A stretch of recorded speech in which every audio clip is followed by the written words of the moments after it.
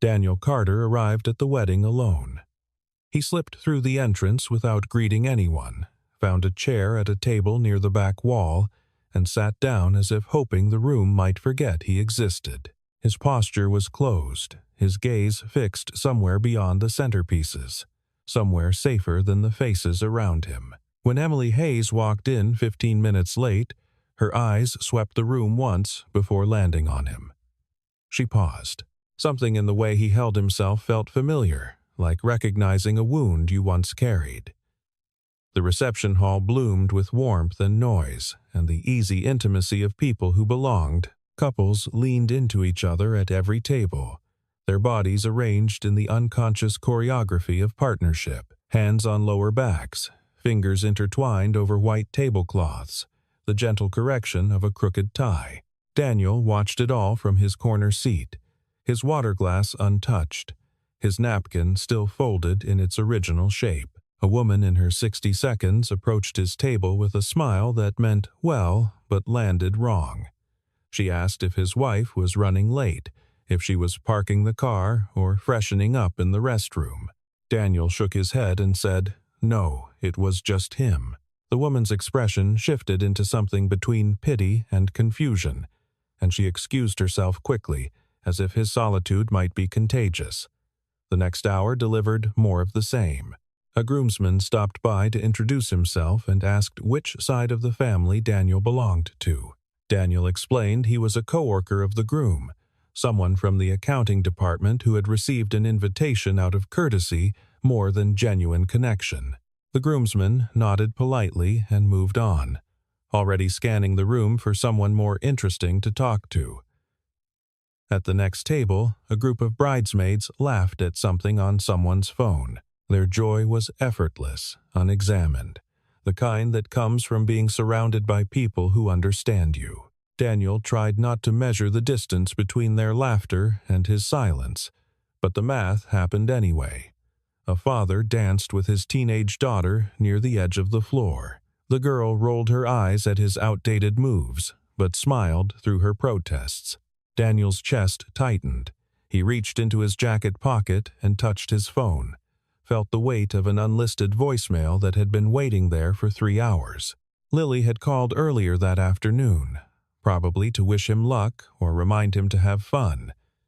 He hadn't listened to it yet, couldn't bring himself to hear her voice while surrounded by all this happiness that had nothing to do with him. He began calculating his exit.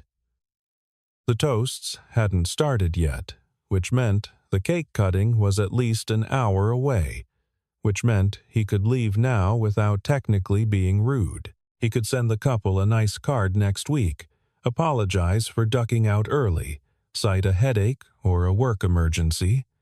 No one would question it. No one would notice. Across the room, Emily Hayes noticed. She had found her own seat at a table near the dance floor, surrounded by the groom's extended family. They were kind people who included her in their conversations and refilled her wine glass without being asked. But she kept looking back toward the corner where Daniel sat alone. She didn't know his name yet. He didn't know anything about him, except that he held his body the way she had held hers during the worst year of her life, when she had been so convinced of her own invisibility that she stopped expecting anyone to see her at all. When Daniel began sliding his chair back, preparing to stand, Emily made a decision she didn't fully understand. She excused herself from her table, picked up her wine glass, and walked toward the back of the room where he sat. Her heels clicked against the hardwood floor, each step carrying her further from the safety of social convention and closer to a stranger who might not want company at all. Daniel looked up when she approached. His eyes held the weariness of someone who had learned to expect the worst from unexpected attention, the assumption that any approach was prelude to rejection or judgment. Emily pulled out the chair beside him and sat down without asking permission. For a moment, neither of them spoke. The noise of the reception continued around them, all that joy and music and laughter, but their corner of the room had grown quiet, contained like a snow globe. Someone had stopped shaking. Emily broke the silence first. She said she noticed he was sitting alone.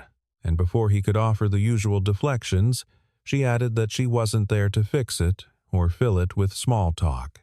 She just thought he might want someone nearby who wasn't going to ask him where his wife was. Daniel blinked. The directness caught him off guard. He asked how she knew he didn't have a wife, and Emily shrugged. She said she didn't know for certain, but she recognized the posture of someone bracing for that question, someone tired of explaining an absence that other people treated like a failure. He nodded slowly, some of the tension leaving his shoulders. He admitted that he usually left events like this before anyone could feel sorry for him, said it was easier to be forgettable than to become the person everyone whispered about at the dessert table. Emily didn't argue with him, didn't offer reassurance or platitudes about how he deserved better. She just listened, her eyes steady on his face, and something in that steadiness made him keep talking. He told her he worked in numbers, spent his days making sure columns balanced and budgets made sense. It was the kind of job that required precision but not presence. His co-workers respected his work but rarely thought of him outside the office. This invitation had been a surprise. Honestly, he almost hadn't come. Emily asked why he did. Daniel considered the question longer than it probably warranted. Finally, he said that his daughter had told him he needed to start showing up to things. She was 13, old enough to notice that her father spent most weekends at home, young enough to still believe that could change. At the mention of a daughter, Emily's expression shifted slightly. Not pity, something closer to recognition. She asked if his daughter was with her mother tonight. Daniel shook his head. Just with a sitter, he said. Her mother wasn't in the picture. Hadn't been for a long time. Emily nodded, but didn't press for details. The silence that followed wasn't uncomfortable. It felt earned somehow, like they had both agreed to stop pretending the surface conversation was the one that mattered. Around them, the room continued its celebration. Glasses clinked. Someone's uncle gave a toast that went on too long. The bride and groom fed each other cake with exaggerated care while cameras flashed. None of it touched the pocket of stillness where Daniel and Emily sat together. Emily said something then that surprised them both. She said he didn't seem like a ripple to her. He seemed like someone who had learned to make himself small so other people wouldn't have to make room. Daniel didn't know how to respond to that. Part of him wanted to argue, to insist that she had misread the situation, that he was simply introverted or tired or allergic to weddings. But another part of him, the part that had been waiting years for someone to see past his practiced invisibility, couldn't find the words to disagree. The weight of their conversation began to attract attention. A few guests at nearby tables glanced toward the back corner where Daniel and Emily sat, their expressions cycling through curiosity and something less kind. Daniel felt it before he saw it, the familiar prickle of being watched, the silent assessment happening behind polite smiles. An older woman leaned toward her husband and whispered something behind her hand. A bridesmaid pointed discreetly at Emily's empty seat across the room, then at Emily herself. Seated now beside a man no one seemed to know, the murmurs spread like ripples in still water, quiet but undeniable. Daniel's shoulders began to rise toward his ears. His hands moved to the table's edge, gripping it lightly, as if bracing for impact. He knew this feeling intimately, the awareness of being measured, the certainty that the measurement would find him lacking. Emily watched him withdraw into himself. She saw the exact moment when his openness from minutes ago collapsed back into practiced distance. His answers grew shorter. His gaze dropped to the tablecloth. The man who had just been telling her about his daughter was retreating behind a wall she could almost see. The judgments around them weren't spoken aloud, but they didn't need to be. Daniel could read them in the careful way people avoided looking directly at him, in the slight pause before the groomsman's wife smiled in their direction in the quick assessment that concluded he didn't belong, that Emily had somehow strayed from her proper place by sitting beside him. He pushed his chair back slightly, creating distance even before standing. He told Emily it had been nice meeting her. Said she should probably get back to her table before people started asking questions. His voice was casual but final, practiced in the art of leaving before being left. Emily didn't move. She asked if he really wanted to go, or if he just thought he should. Daniel paused. The question was too precise, aimed at something he wasn't ready to examine. He said it didn't matter what he wanted. He said he had learned a long time ago that the best gift he could give any gathering was his absence. Emily felt something shift in her chest. Not pity. Frustration, maybe. The particular frustration that comes from watching someone accept a verdict they shouldn't have to accept. She looked around the room at all the couples and families and connected people, at all the belongings she herself had once been excluded from. And she made a second decision, one that surprised her even more than the first. She told Daniel to wait, not as a request, as something closer to an instruction. Before he could respond, Emily pushed back her chair and stood. She smoothed her dress once, took a breath, and began walking toward the front of the room, where the DJ's table held a microphone that no one was currently using. Daniel watched her go, confusion and dread mixing in his chest. He didn't understand what she was doing. He didn't understand why she would draw more attention to a situation that had already attracted too much. The room seemed to sense that something was about to happen. Conversations dimmed, heads turned. The DJ looked up from his laptop as Emily approached, her stride purposeful, her expression calm but determined. She asked to borrow the microphone, said she just needed a moment, just a few words, something personal. The DJ hesitated, glanced toward the head table where the bride and groom sat. The groom shrugged and nodded, curious rather than concerned. He knew Emily from college, trusted her judgment, assumed she was about to deliver some heartfelt toast she had forgotten to give earlier. Emily took the microphone. The weight of it felt significant in her hand, heavier than plastic and electronics should feel. She turned to face the room full of watching faces. Daniel is less than is greater than heart pounded against his ribs. He was certain now that this would end in his humiliation, that she would say something kind about the lonely man at the back table, invite everyone to include him, transform him into a charity case wrapped in good intentions. It was the thing he feared most about visibility, not cruelty, but kindness. Kindness that came from pity. Kindness that reminded everyone he needed to be pied. He began calculating the fastest route to the exit. The door was maybe 30 feet away. He could make it in seconds if he moved now before she started speaking before the spotlight found him. But Emily didn't look at the bride. She didn't address the happy couple or the gathered guests or the careful social order of the room. She looked directly at Daniel. Her voice came through the speakers, clear and steady. She said she was going to ask everyone for a favor, just a small one. She wanted them to stop looking at the bride for a moment. The room rippled with confused laughter. A wedding guest asking people not to look at the bride seemed absurd, almost rude. Emily waited for the murmurs to settle. Then she continued.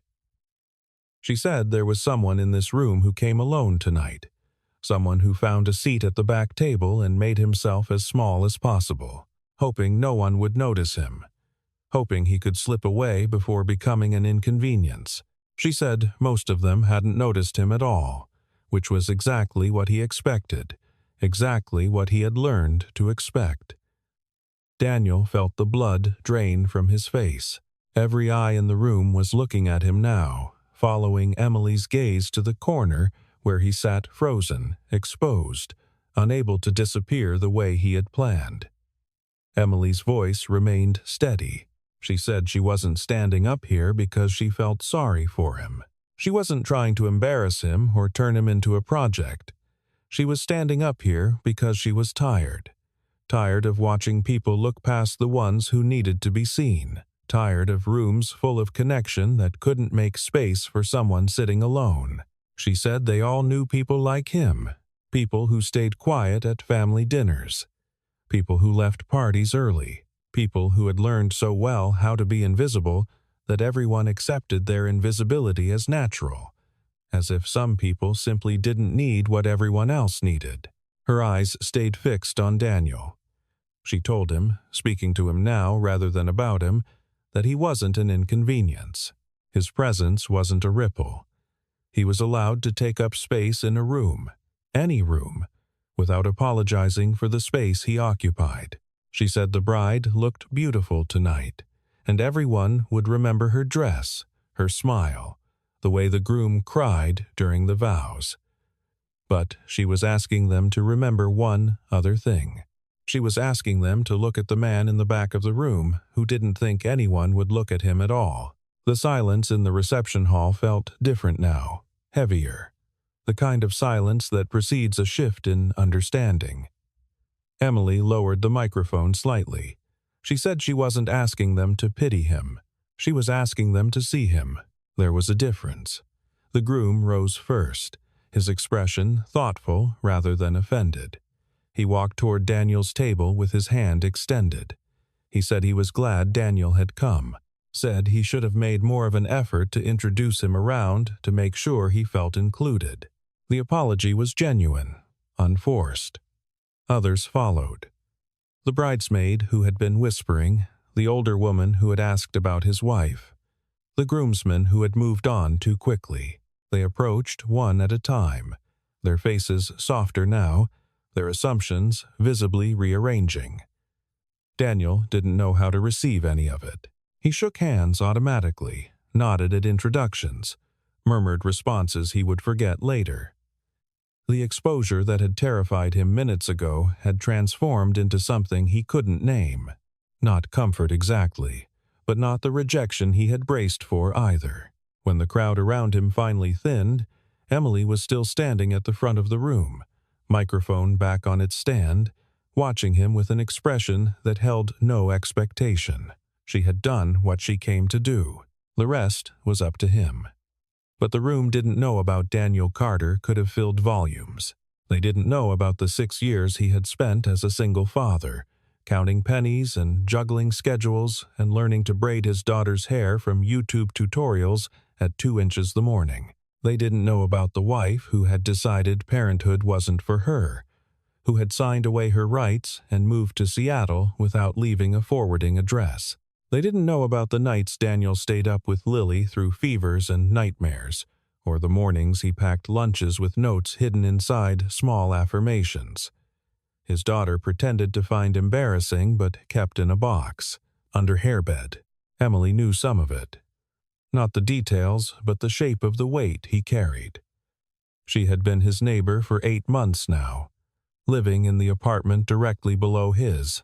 She heard his footsteps in the early mornings, steady and purposeful, moving between kitchen and bathroom and his daughter's room. She heard him helping Lily with homework through the thin walls, patient when the same math problem needed explaining for the 3rd time. She heard him singing, sometimes late at night, after Lily had gone to sleep, old songs from the 80 seconds that his own father had loved, standing at the front of the reception hall. She hadn't planned what she said next, but the words came anyway, as if they had been waiting for the right moment. She told the room that she knew the man they were looking at, but not the way they probably assumed. She wasn't his girlfriend or his date or even a close friend. She was his neighbor, the woman in the apartment downstairs who heard his life through the ceiling. She told them about the morning she had locked herself out and he had spent 40 minutes on a cold balcony, working a borrowed credit card into her latch until the door finally gave. She told them about the time her car wouldn't start, and he appeared with jumper cables before she had even called for help. His daughter, sitting in the back seat with a book, already used to her father, interrupting his day for someone else's emergency. She told them about the school play she had accidentally attended, having bought a ticket without realizing it was a children's performance. How she had sat in the audience, surrounded by parents and grandparents, feeling foolish and out of place, until she spotted Daniel 3 rows ahead, watching his daughter deliver her single line with the focus of a man witnessing history. How, after the show, Lily had run to him first before any of her friends, and he had lifted her onto his hip, even though she was technically too big for it, and told her she was magnificent. The room was listening differently now, not with curiosity or judgment, but with the particular attention people give to stories that matter.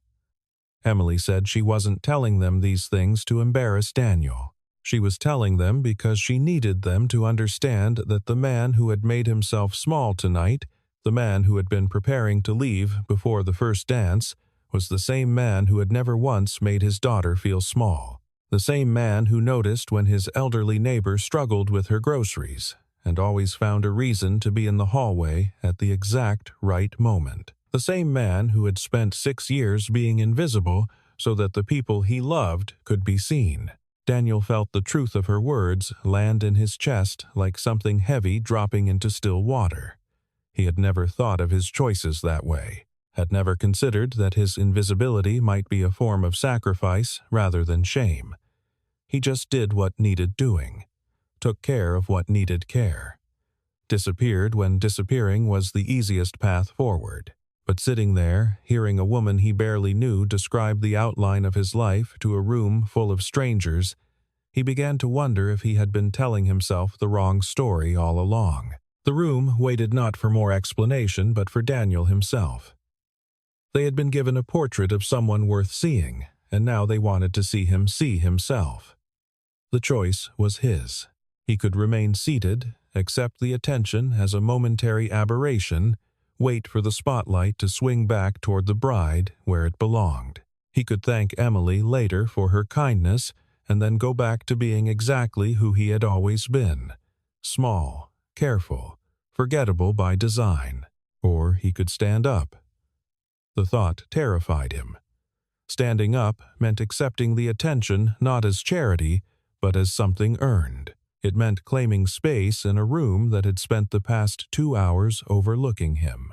It meant being visible on purpose, which was so much harder than being visible by accident. Lily's voice echoed in his memory.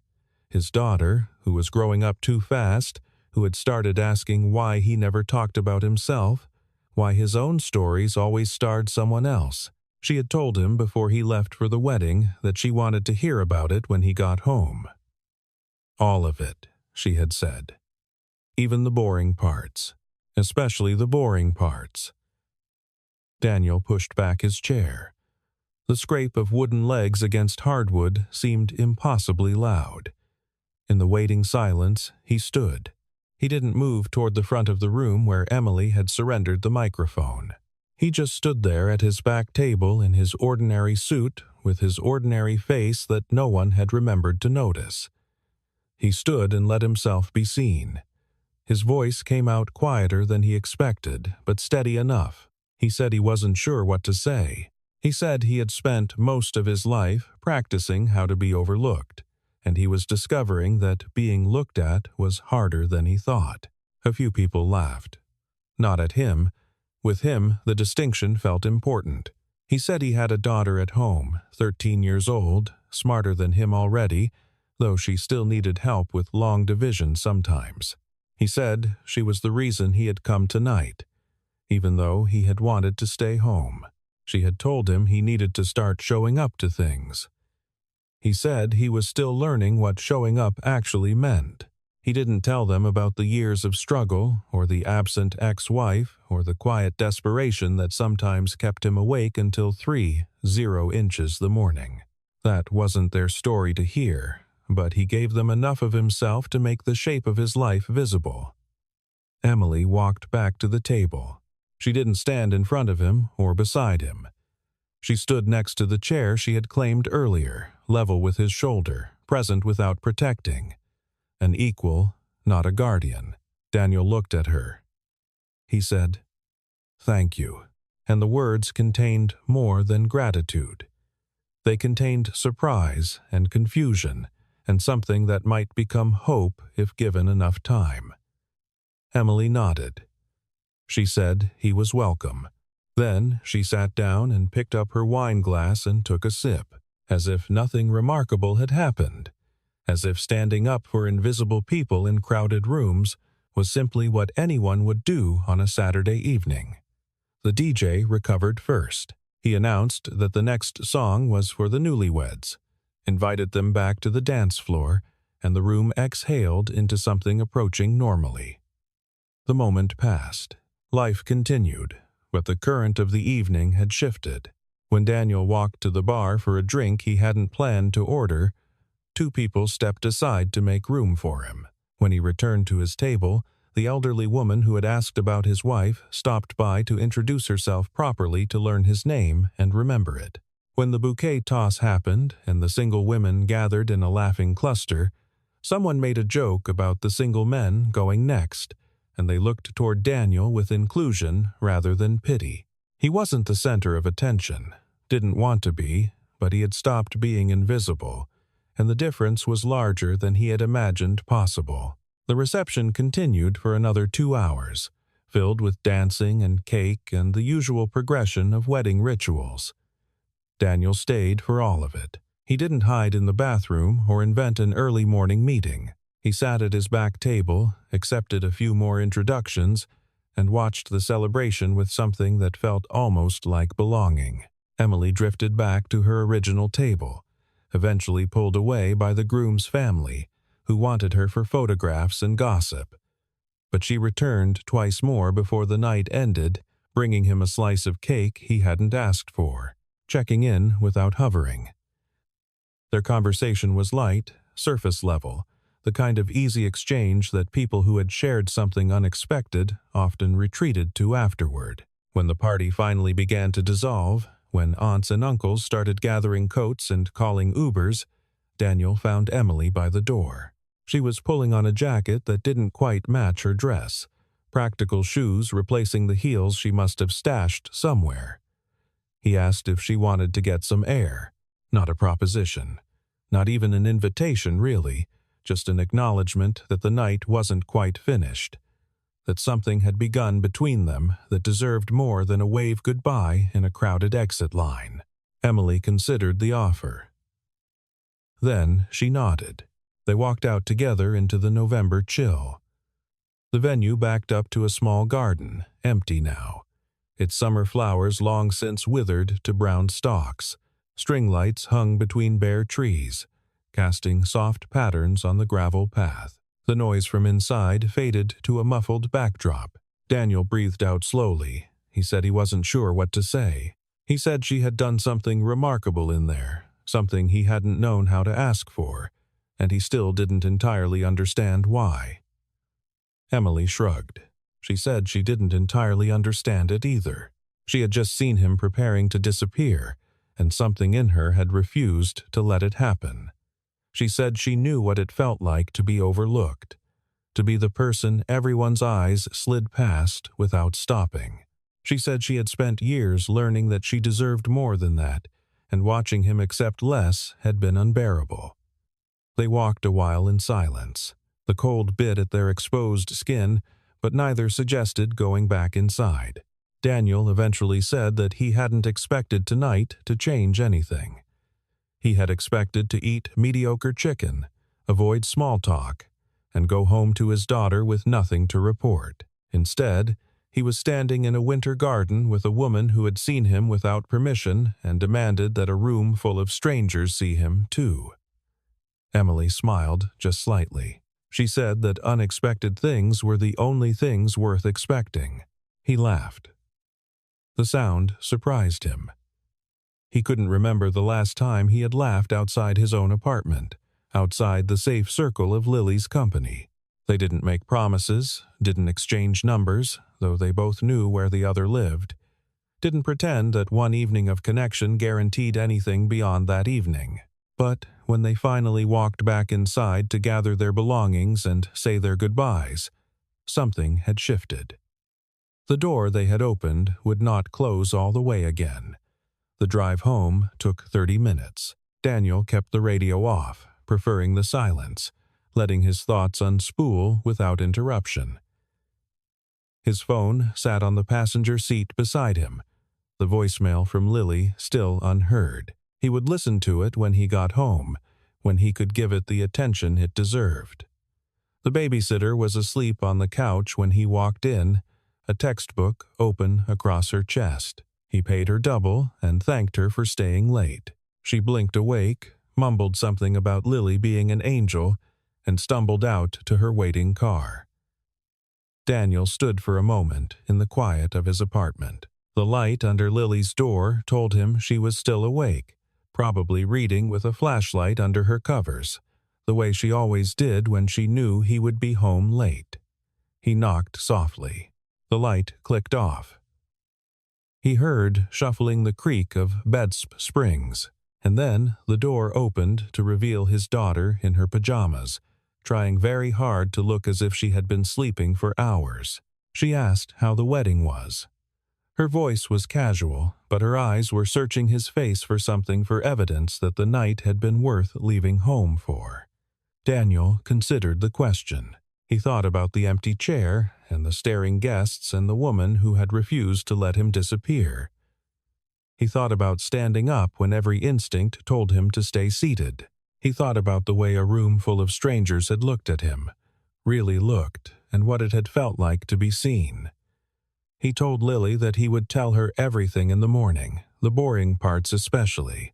He said there was someone he wanted to tell her about, a neighbor from downstairs who had done something kind. Lily's eyes lit up with the particular curiosity of a 13-year-old who sensed a story worth hearing.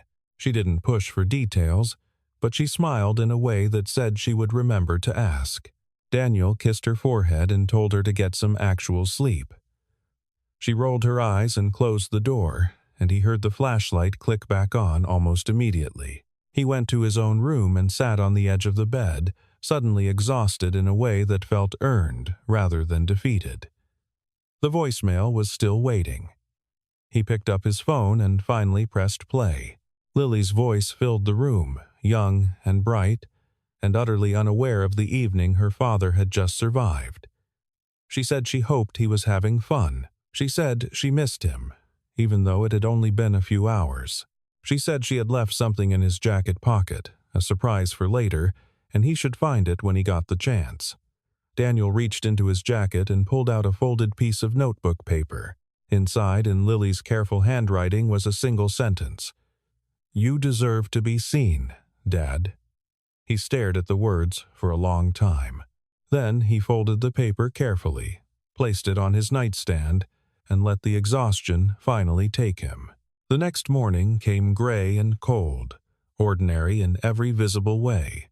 Daniel made breakfast while Lily complained about the absence of chocolate chips in the pancakes. They ate together at the small kitchen table, the same table where they had shared 1,000 unremarkable meals, and Lily finally asked about the wedding. He told her.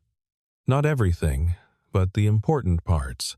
The way he had almost left early, the woman who had sat beside him, the speech that had changed the temperature of the room. He described it in terms she could understand, though he suspected she understood more than she let on.